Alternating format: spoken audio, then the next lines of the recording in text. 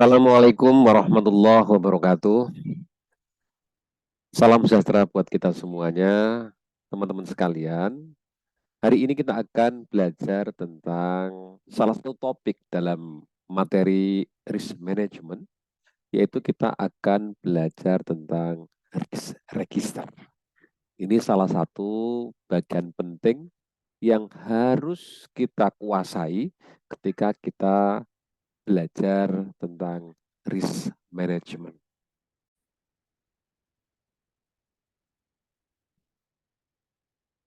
Baik,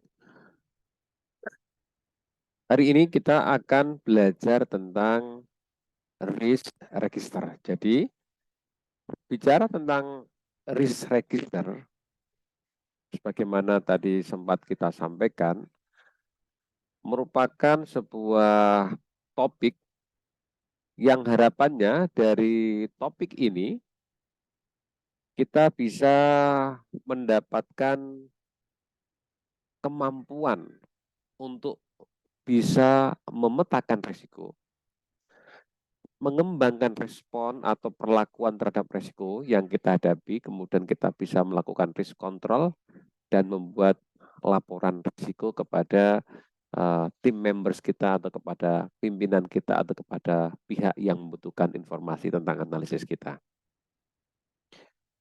Jadi kalau bicara tentang peta konsep mata kuliah kita, kira-kira risk register itu di tahapan kedua, setelah kita tahapan pertama memahami resiko, tahapan kedua kita bisa mengukur. Nah, ini kita akan mengukur.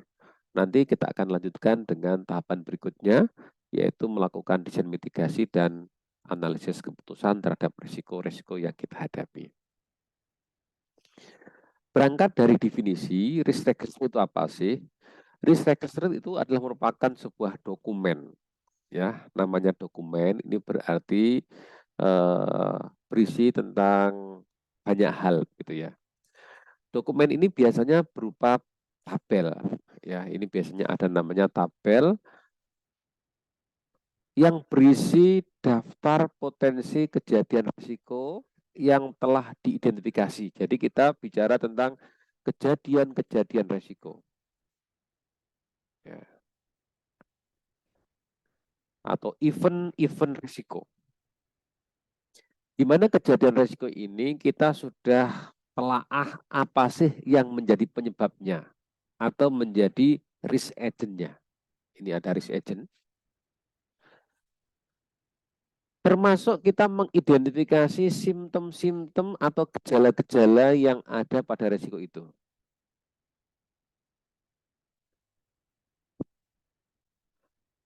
Selain itu, kita akan menghitung probabilitas dan dampak dari setiap kejadian risiko tersebut. Probabilitas berarti seberapa sering risiko itu terjadi. Kemudian dampak ini berarti kita berbicara tentang risk risk severity gitu ya. Dari setiap kejadian risiko tersebut bagi organisasi, kemudian kita akan bicara tentang siapa sih owner dari risiko atau pemilik risiko itu. Seringkali kita kesulitan terkait dengan risk owner dari sebuah kejadian risiko begitu ya. Jika kita mengalami kesulitan menentukan siapakah risk owner dari sebuah risiko, maka jalan yang paling gampang adalah melihat SOP dari masing-masing pekerjaan. Jika ada bukan SOP ya, WT, wewenang dan tugas dari masing-masing pekerjaan. Jika ada sebuah job, di situ job itu punya deskripsi job, ada wewenang dan tanggung jawabnya. Kita lihat wewenang dan tanggung jawabnya itu relevan nggak dengan risiko yang terjadi. Kalau itu relevan, maka kita anggap dia atau pihak tersebut adalah merupakan salah satu pemilik risiko. Kemudian kita juga perlu menentukan namanya inherent risiko. Sebagaimana sudah kita sampaikan pada pertemuan sebelumnya bahwa risiko itu ada namanya inherent risk. Inherent risk itu adalah merupakan risiko yang melekat pada sebuah aktivitas begitu ya, pada sebuah tindakan sebelum kita melakukan intervensi untuk menguranginya. Ini sudah melekat. Segala aktivitas itu pasti akan ada inherent risk-nya. Ya, sebelum tindakan respon kita lakukan atau upaya mitigasi kita lakukan. Nah, besarnya probabilitas kejadian risiko dan dampak yang akan timbul sebelum kita melakukan intervensi apapun itu kita sebut sebagai inherent risk. Kemudian kita di dalam risk register juga akan berupaya untuk melakukan risk treatment plan di sini. Risk treatment plan-nya seperti apa? Sehingga nanti pada akhirnya kita juga bisa menghitung ukuran resiko residual yang kita hasilkan atau resiko tersisa dari respon-respon yang akan kita usulkan. Oke, baik. Jadi itu definisi dari risk register. Nanti kita akan coba lihat lebih detail lagi bagaimana risk register itu dibangun, bagaimana risk register itu ditelusur. Kita akan bangun sebuah metode khusus untuk menghasilkan hal tersebut. Baik, kita akan melanjutkan lebih detail bagaimana mendeskripsikan sebuah risk register. Teman-teman sekalian, jadi secara sederhana, hal minimal yang harus ada di dalam sebuah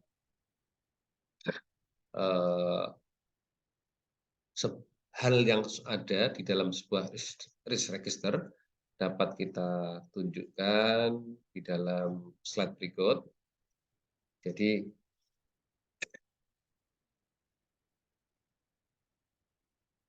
how to describe a risk, ini kita akan coba di dalam risk register itu minimal memuat informasi 4 ini. Pertama, kita harus bisa menentukan sumber risiko. Sumber risiko seperti apa? Ini bahaya atau hazardnya seperti apa? Sumber risikonya. Kemudian kita perlu menentukan kejadian, kapan dan di mana risiko itu terjadi. Kemudian kita perlu menginformasikan dampak konsekuensi dari risiko tersebut, dan kita punya informasi tentang penyebab dari risiko tersebut, how and why tentang risiko itu. Sebagai contoh misalnya begini, ada kejadian namanya kebakaran gedung di sini. Kebakaran gedung ini tentu saja ada penyebabnya. Oh, penyebabnya terjadi hubungan pendek atau konslet. Dampaknya apa? Karena gedung itu terbakar dan di situ tentu saja ada banyak hal yang merupakan aset yang kita simpan di sana, begitu ya. Sehingga kita bisa menghitung kerugian dari kebakaran gedung itu adalah 15 miliar. Sumber resiko dari kebakaran ini adalah adanya api. Api ini tercipta karena adanya hubungan konslet. Hubungan konslet ini atau hubungan pendek ini ya memunculkan percikan api. Api ini kemudian membakar daerah setempatnya. Kemudian dari sini ada konsekuensi yang harus ditanggung dari sebuah peristiwa kebakaran tersebut. Contoh yang lain misalnya, ada pandemik virus corona. Ada pandemik corona yang membuat banyak pihak harus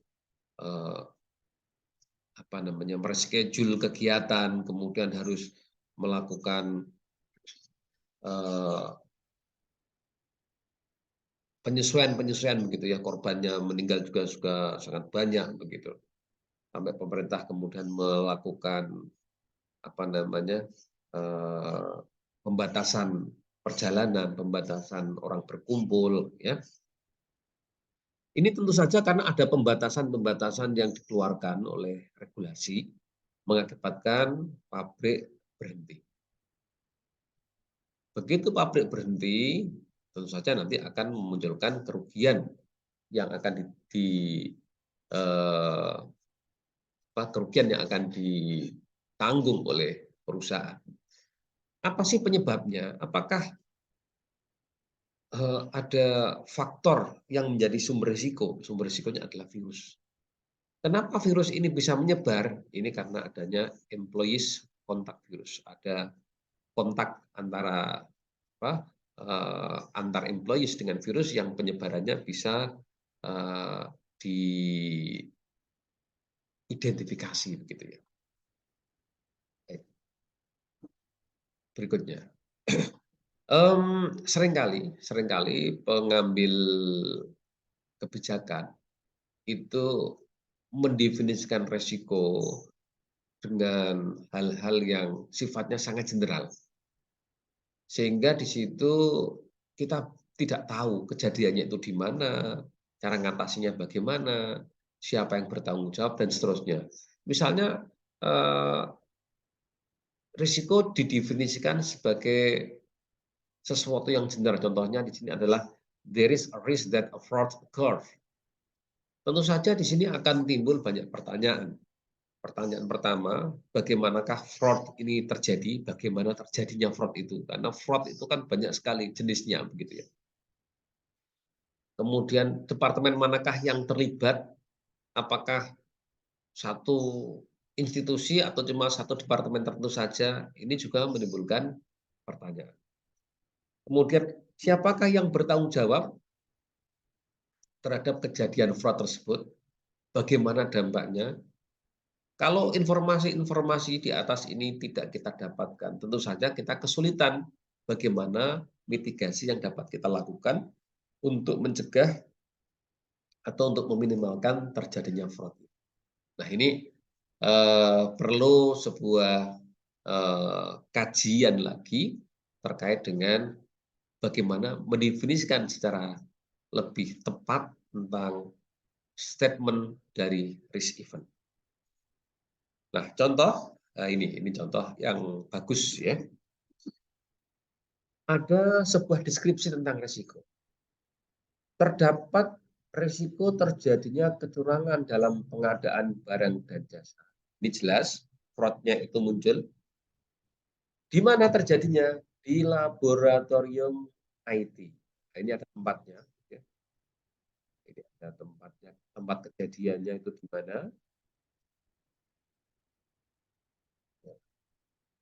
Ini bentuk fraud-nya, kecurangan dalam pengadaan. Tempatnya laboratorium IT. Penyebabnya lemahnya sistem pengawalan. Nah, ini penyebabnya. Dampaknya akan ada pemberhentian pembiayaan dari pemerintah, rusaknya reputasi kampus, dan proses hukum di pengadilan. Nah, ketika informasi ini dijelaskan secara detail seperti ini, membuat kita paham bahwa oh ternyata kejadiannya ada di sini, siapa pelakunya, dampaknya seperti apa, penyebabnya seperti apa, akan membuat kita memahami tentang bagaimana konsekuensi and likelihood dari sebuah risiko tersebut. Ya, jadi kemudian kita juga akan tahu bagaimana cara mengontrol ya atau memitigasi secara efektif terhadap persoalan ini. Berbeda dengan yang sebelumnya tadi, hanya mengatakan banyak terjadi kecurangan. Kecurangannya tentang apa? Di mana? Kerugiannya seberapa besar? Siapa yang bertanggung jawab? Nah, ini sulit kalau deskripsinya seperti yang di awal tadi, karena deskripsi di awal tadi kan terlalu general. Oke, baik. Kira-kira seperti itu. Kalau kita mau mendefinisikan sebuah resiko secara secara lebih detail lagi, gitu ya. Baik, teman-teman jangan confuse ya untuk membedakan hal-hal berikut. Ya. Ada yang namanya risk filer, ya. Ada namanya risk causes atau penyebab risiko, ada namanya risk factor, ada namanya control filer atau pengendaliannya. Jadi ini jangan sampai kebalik-balik begitu ya. Risk causes itu adalah sesuatu yang menyebabkan terjadinya sumber risiko atau sebuah risk event terjadi. Sehingga risk cause itu definisinya sederhana adalah faktor yang mempunyai kontribusi terhadap meningkatnya peluang terjadinya risiko. Ini kita sebut sebagai risk causes. Kemudian kalau risk factor itu kita definisikan sebagai a risk factor is something that makes the magnitude of risk, likelihood or consequence higher or lower without being specifically a causes. Ini kita sebut sebagai faktor pemicu atau vulnerability. Jadi faktor yang membuat sebuah risiko itu menjadi semakin besar dampaknya atau semakin sering terjadinya. Ini adalah faktor risiko. Nah, ada namanya control failure atau pengendalian. A control failure can be considered to be an uncertain event with an outcome that affects objectives. However, a control failure only become a problem if there is a source of risk and events occurs. Ini kita sebut sebagai conditional risk. Ya, jadi kita bisa melihat apa namanya hal-hal yang perlu kita cermati dari risk causes, risk factors, supaya kita bisa menentukan kontrol yang tepat untuk memahami persoalan yang kita hadapi. Jadi dengan memahami penyebab resiko, ya, dengan memahami faktor yang mempercepat terjadi resiko itu, tentu kita akan bisa lebih berhati-hati dan lebih cermat di dalam membuat sebuah keputusan-keputusan yang akan kita gunakan untuk mengendalikan resiko. Berikut ini adalah contoh untuk memahami resiko lebih detail lagi. Pada tabel berikut, ya teman-teman bisa perhatikan dengan baik bahwa di sini ada informasi terkait dengan resources, event atau kejadiannya, begitu ya. Ada konsekuensinya, ada penyebabnya, ada risk faktornya. Ya. Misalnya di sini ada event atau kejadian terjatuh, kecelakaan yang membuat seseorang terjatuh. Ya. Kenapa dia jatuh? Ini karena dia bekerja di tempat yang tinggi. Source-nya itu karena kerja di tempat tinggi. Kenapa dia jatuh? Karena desain tempat kerja yang buruk.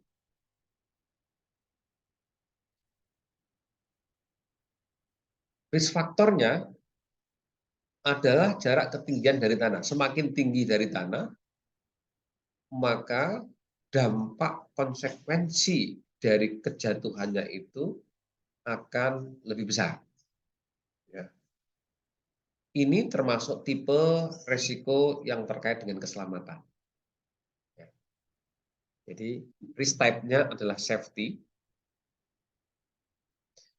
resource-nya, ya, sumber risikonya adalah bekerja pada tempat yang tinggi. Kalau bekerja pada tempat yang rendah mungkin dia tidak jatuh gitu ya.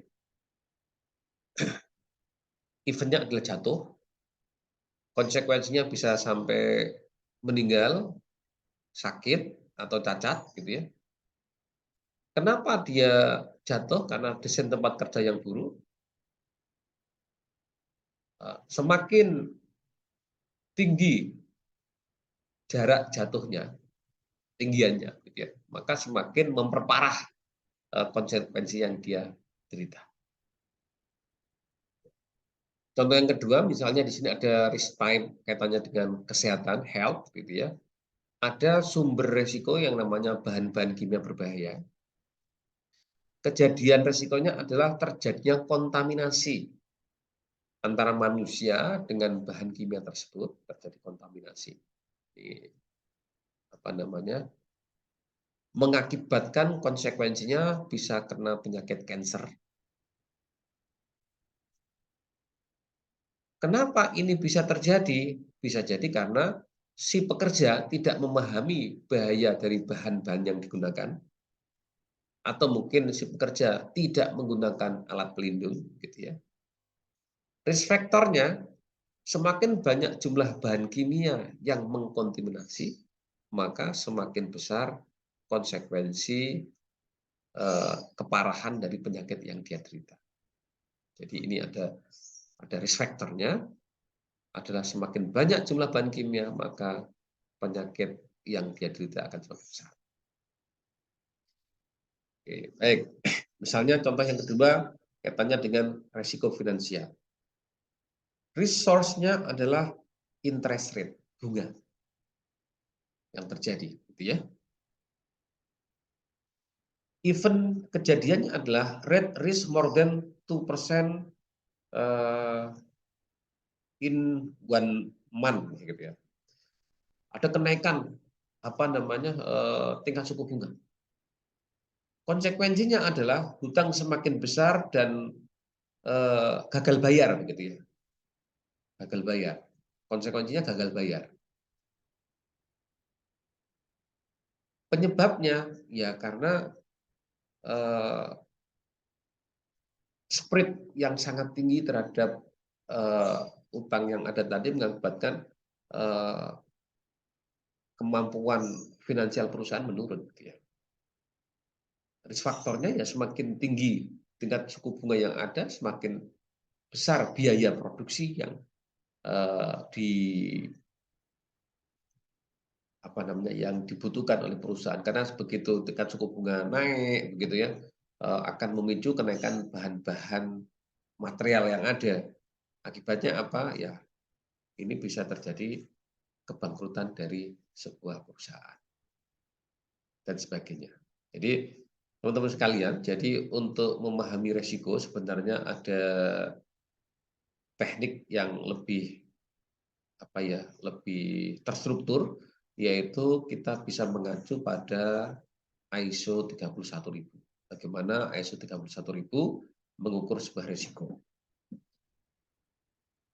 Jadi kalau kita lihat di dalam ISO 31000, level of risk ya, itu diukur dari dua hal, konsekuensi dan likelihood. Jadi resiko itu kita definisikan sebagai konsekuensi of an event or change in circumstance and the associated likelihood of occurrence. Jadi resiko itu ya merupakan ekspresi perkalian dari dampak dan probabilitas kejadian.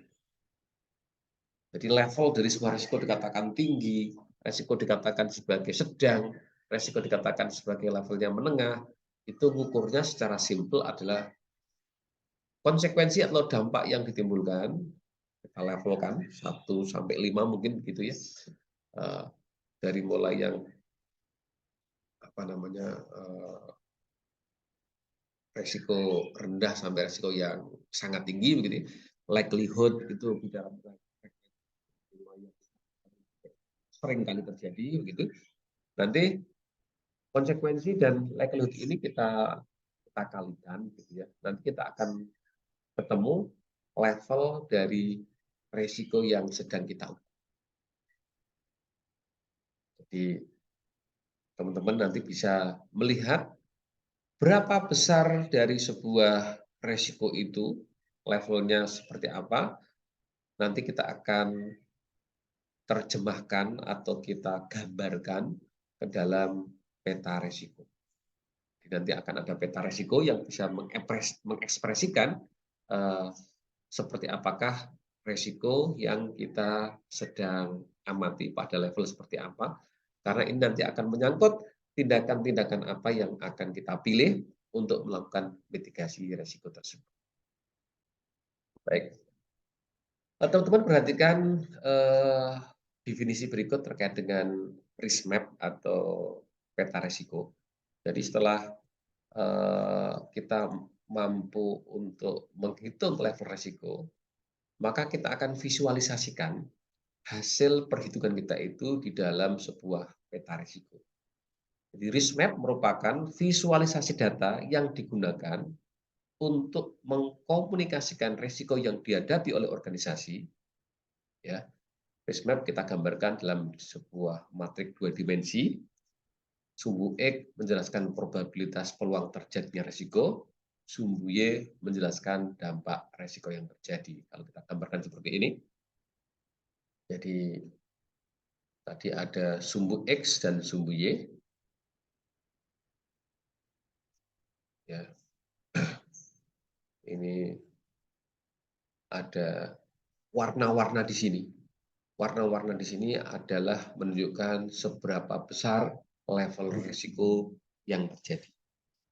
Jika warnanya merah tua seperti ini, berarti ini risiko pada level yang sangat tinggi. Jika risiko warnanya hijau, ini berarti risiko pada level yang bisa diterima. Ya.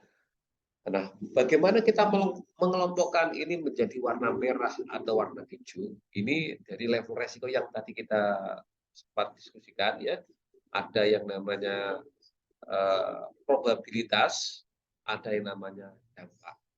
Ya, masing-masing kita kasih skala. Ya. Jika misalnya kita punya skala 1 sampai 5 gitu ya untuk menghitung dampak yang paling rendah sampai dampak yang paling tinggi. Dan probabilitas kita juga punya skala 1 sampai 5 ya. Nanti kalau ada satu risiko mempunyai level dampaknya itu 5 dan kemudian probabilitasnya juga 5, maka 5 kali 5 sama dengan 25 poinnya. Berarti dia pada risiko yang sangat perlu untuk diperhatikan. Begitu juga kalau misalnya ada risiko yang nilainya itu impact-nya dikasih skor 1, probabilitasnya skornya 1, 1 kali 1 berarti 1 ya. Ini kira-kira pada level yang bisa diterima, level hijau. Jadi langkah untuk menyusun risk register pertama adalah kita perlu mengidentifikasi kejadian risiko. Semua kejadian risiko kita identifikasi. Ya. Yang kedua, kita mengidentifikasi sumber-sumber risiko. Di mana sih sumber risiko terjadi? Kalau kejadian itu kan aktivitas gitu ya. Kalau sumber risiko kita lihat, ini di departemen mana itu terjadi? Apa sih penyebab dari risiko itu? Kenapa sih risiko itu bisa terjadi? Ya. Identifikasi dampak yang ditimbulkan. Dan kemudian kita akan mengidentifikasi tindakan mitigasi yang dilakukan. Tindakan mitigasi yang dilakukan ini tentu saja terkait dengan berapa besar level resiko yang kita punya. Ya, kalau level resiko yang kita punya itu sangat tinggi, ya berarti kita harus melakukan tindakan mitigasi sesegera mungkin. Bagaimana caranya nanti kita akan bahas pada materi tentang mitigasi risiko. Jadi di dalam risk register memang ini sifatnya dinamis begitu ya. Ada perubahan-perubahan tindakan pengendalian risiko, kemudian ada peringkat dampak risiko yang mengalami perubahan dan sebagainya. Karena risk register ini bisa jadi akan menjadi dokumen yang selalu dinamis begitu. Ada risiko yang sudah kita close, kita tangani, ada risiko yang belum kita tangani, atau risiko yang masih di dalam tahap penanganan. Nanti risk register ini akan merespon itu dengan data-data perubahan-perubahan angka yang yang akan dituliskan di dalam daftar tabelnya. Untuk manfaatnya saya rasa sangat bagus sekali ya. Risk register ini bisa menjadi risk log yang dapat digunakan oleh stakeholder sebagai referensi pengendalian risiko secara efektif. Kita akan melihat bahwa risiko yang kita tangani saat ini levelnya seperti apa. Ya. Kita juga bisa melihat risk register dapat digunakan oleh pihak manajemen untuk melakukan langkah-langkah preventif dan perencanaan resources dalam usaha mitigasi atau pengendalian risiko. Nah, ini tentu saja para manajer akan menggunakan risk register ini untuk melakukan terobosan-terobosan, perencanaan-perencanaan, sehingga bisa menyiapkan tentang resiko-resiko apa yang dihadapi dan langkah antisipasinya. Nah, ini contoh risk register industri konveksi ya, misalnya ada event kesalahan ukur dalam pemotongan kain, ya. Oh, ini akan mengakibatkan kerugian akibat kain tidak terpakai. Apa penyebabnya? Kesalahan membaca instruksi dan jadwal produksi. Bagaimana tindakannya? Kita lakukan perbaikan. Ini contoh informasi minimal yang harus kita berikan di dalam sebuah risk register. Ya, ini contoh. Misalnya ini ada dokumen deskripsi resiko, ya. Ini ada deskripsi resikonya, kapan asesmen dilakukan, ini siapa yang bertanggung jawab, divisinya. Kemudian kita lihat risk assessment-nya kaitannya dengan dampak dan frekuensinya. Oh, ini termasuk resiko yang sifatnya apa namanya? Levelnya 15 gitu ya. Level 16 ini kita sebut sebagai level yang serius. Ini di sini ada levelnya ini 9 sampai 25, ini karena 15, maka ini levelnya termasuk level yang serius harus ditangani. Ini teman-teman contoh, jadi kita punya impact, kita kasih nilai 1 sampai 5, likelihood itu 0 sampai 5. Nah, setelah kita kalikan, kita akan ketemu risk rating kita.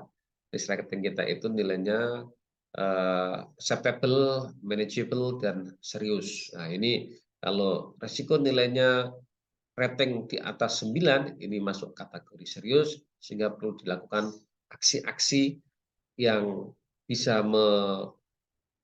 mengatasi atau menghandle risiko yang ada tersebut. Jadi dengan belajar risk register ini, kita akan bisa memahami lebih detail tentang risiko yang kita hadapi, tidak cuma menerka-nerka, tidak cuma meraba-raba, memperkirakan tanpa data, begitu ya. Dengan risk register ini kita akan ketemu data-data yang bersifat kuantitatif, sehingga kita bisa melakukan upaya-upaya mitigasi risiko secara lebih konstruktif. Demikian pertemuan kita kaitannya dengan risk register. Kita jumpa lagi pada pertemuan berikutnya. Terima kasih. Assalamualaikum warahmatullahi wabarakatuh.